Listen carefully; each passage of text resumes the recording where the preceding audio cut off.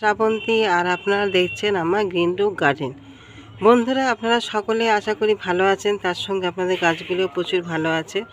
বন্ধুরা, আমাদের সেপ্টেম্বর মাস প্রায় অনেকটাই হয়ে গেল, আর এই সময় আমাদের বৃষ্টির পরিমাণও কিন্তু অনেক কমে গেছে। আর সামনেই কিন্তু সিজন আসছে এই সমস্ত সুন্দর সুন্দর ভ্যারাইটির যে সমস্ত আমাদের বিদেশি জবা গাছ আছে সেগুলো এখন থেকে কিন্তু বিশেষ খাবার দিতে হবে, বিশেষ পরিচর্যা করতে হবে, এবং তার সঙ্গে আমাদের কিছু জিনিস কিন্তু লক্ষ্য রাখতে হবে, যাতে করে আমাদের এই সমস্ত গাছগুলো থেকে যাতে আমরা প্রচুর পরিমাণে যাতে সিজনে ফুল পেতে পারি। তার জন্য কিন্তু বিশেষ আমাদের কিছু পরিচর্যা অবশ্যই করতে হবে, কিছু স্প্রে করতে হবে, এবং তার সঙ্গে কিছু কাটাই ছাঁটাইও করে নিতে হবে।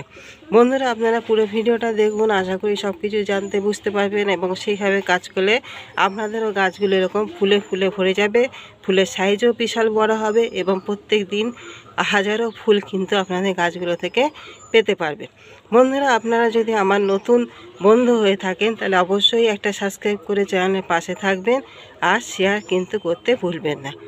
বন্ধুরা, রাত্রিবেলায় চলে এলাম। দেখুন রাত্রিবেলায় ফুলগুলো কী সুন্দর লাগে। রাতের অন্ধকারে আমরা তো সবসময় ফুলগুলো দিনের বেলায় দেখি, কিন্তু রাতের অন্ধকারে যে কতটা সুন্দর লাগে আমরা খুব একটা দেখি না। আজকে প্রথম ভিডিওটা দিনের বেলা করেছি, কেটে দিতে হয়েছিল কিছু একটু অসুবিধার জন্য, আবার রাত্রেবেলা ফের চলে এসেছি। বন্ধুরা, দেখতে পাচ্ছেন রাত্রেবেলা কী সুন্দর ফুলগুলো কিন্তু লাগছে। বন্ধুরা, যেটা আসল কথা, যেটা নিয়ে আমি শুরু করেছিলাম বলবো বলে, বন্ধুরা আমাদের এই সময় কিন্তু কিছু গাছ আছে দেখবেন প্রচুর পরিমাণে কিন্তু বড় হয়ে গেছে। আমরা কিন্তু এই সময় যা ছাঁটাই করার, এই সময় কিন্তু একটা গাছের একটা শেপ রেখে কিন্তু ছাঁটাই করে দেবো, কারণ এটাই হচ্ছে আমাদের আদর্শ সময় গাছগুলোকে কিন্তু কাটিং করে দেওয়া। যেসব ডালগুলো দেখবেন প্রচুর বড় হয়ে গেছে, একটা শেপ নষ্ট হয়ে গেছে, প্রথমে আপনারা সেই ডালগুলোকে কাটিং করে একটা সুন্দর শেপ দিয়ে দেবেন। আর কাটিংয়ের মাথায় কিন্তু অবশ্যই কিন্তু আমাদের ফাঙ্গিসাইড কিন্তু লাগাতে হবে, না হলে কিন্তু আমাদের ওখান থেকে কিন্তু ফাঙ্গাসের সমস্যা হবে। এটা গেল আমাদের প্রথম টিপস, যেটা আমরা কাটিংটা কিন্তু সেরে ফেলব। দ্বিতীয় টিপস বন্ধুরা, যেহেতু আমাদের এতদিন প্রচুর পরিমাণে কিন্তু বৃষ্টি হয়েছে, সেই বৃষ্টির কারণে আমাদের মাটির যে টব, সেই টবগুলো দেখবেন এরকমভাবে কিন্তু শক্ত হয়ে গেছে। এখানে দেখতে পাচ্ছেন বন্ধুরা, এই যে টবের যে মাটি, সেই মাটিগুলো দেখবেন শক্ত হয়ে গেছে। আমাদের কি করতে হবে, আমাদের দ্বিতীয় কাজ হচ্ছে এই টবের মাটিতে যা আমাদের ঘাস আছে, পাতা আছে, নোংরা টোংরা যা কিছু পড়েছে সব আমরা পরিষ্কার করে দেবো। দিয়ে আমরা কি করব, সুন্দর করে কিন্তু মাটিটাকে খুশিয়ে নেব। তাতে করে যদি আমাদের উপরে কিছু শিকড় যদি কেটে যায়, তাতে কিন্তু কোনো অসুবিধা কিন্তু হবে না। কেননা আমাদের মাটি যদি শক্ত হয়ে জমাট বেঁধে থাকে, তাতে কিন্তু আমাদের গাছের শিকড়গুলো কিন্তু আলো বাতাস পেতে পারবে না, এবং তার বৃদ্ধি বিকাশেও কিন্তু অসুবিধা হবে। আর শিকড়ে যদি বৃদ্ধি বিকাশ না হতে পারে, তাহলে আমাদের উপরে গাছের যে গ্রোথ, সেই গ্রোথটাও কিন্তু ঠিক মতন হবে না।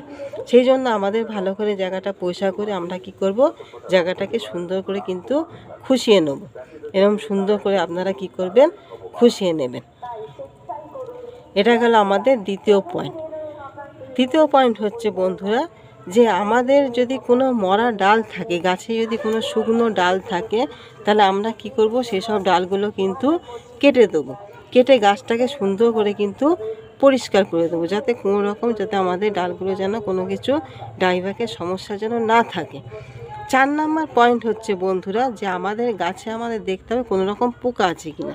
যদি দেখি কোনো রকম পোকা আছে, অবশ্যই কিন্তু আমাদের ভালো মানের কোনো কীটনাশক কিন্তু অবশ্যই করে সেই পোকামাকড়গুলোকে কিন্তু পরিষ্কার করে দিতে হবে। কেন, পোকামাকড় যদি গাছে থাকে, গাছের বৃদ্ধি কিন্তু ঠিক মতন হতে পারবে না, পাতাগুলো নষ্ট হবে, গাছের ডাল নষ্ট হবে। আর বিশেষ করে আমরা জানি যে আমাদের যে জবা গাছ, সেই জবা গাছগুলিতে মিলিবাগের কিন্তু খুব বড় সমস্যা। আপনাদের অনেকেরই গাছে হয়তো দেখবেন যে মিলিবাগ যখন লাগে, গাছের মাথাটা কিন্তু পুরোপুরি নষ্ট করে দেয়। আর গাছের মাথা যদি নষ্ট করে দেয়, তাহলে গাছ কিন্তু সেখান থেকে কিন্তু আস্তে আস্তে নষ্ট হয়ে যায়। সেই জন্য আমাদের মিলিবাগটাকে অবশ্যই কিন্তু দমন করতে হবে। যার জন্য আমরা কি করব, যে প্রতিদিন যদি আপনারা যদি পারেন, তাহলে ঠান্ডা জল দিয়ে স্প্রে করবেন সকালবেলায়, একদম ফার্স্ট মর্নিংয়ে। আর সূর্য পড়ে যাওয়ার পর গাছটা যখন ঠান্ডা হয়ে যাবে, সেই সময় আপনারা ঠান্ডা জল দিয়ে যদি স্প্রে করতে পারেন তাহলে খুবই ভালো। আর তা না হলে আপনারা একটা ভালো কোনো মানে কীটনাশক আপনারা কিন্তু অবশ্যই কিন্তু গাছগুলোকে স্প্রে করবেন, কারণ আমাদের গাছগুলোকে এই সময় পুরোপুরি কিন্তু ফ্রেশ রাখতে হবে। আর 4 নাম্বার যে পয়েন্টটা সেটা হচ্ছে কি বন্ধুরা, যে আমাদের কিন্তু ভালো কিন্তু খাবার কিন্তু দিতে হবে, যাতে আমাদের গাছে কিন্তু খুব সুন্দরভাবে কিন্তু বৃদ্ধি ঘটে।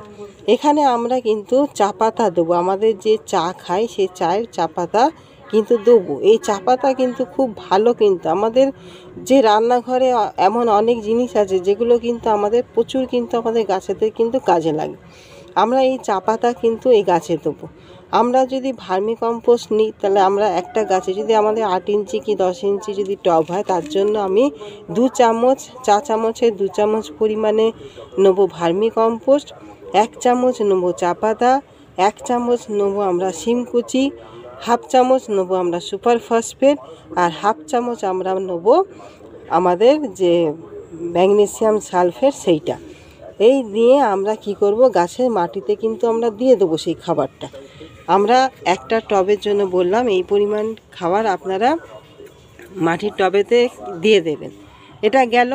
আর আমরা কি করব, মাসে অন্তত একবার করে হলেও, দুবার যদি হয় তো ভালো, আর না হলে অন্তত একবার হলেও আপনারা একটা হিউমিক যে অ্যাসিড, সেই হিউমিক অ্যাসিড 1 চামচ 1 লিটার জলে গুলে আপনাদের টব অনুযায়ী আপনারা আপনার 250 হোক কি 300 হোক সেই অনুপাতে কিন্তু আপনারা হিউমিক অ্যাসিডটা দেবেন।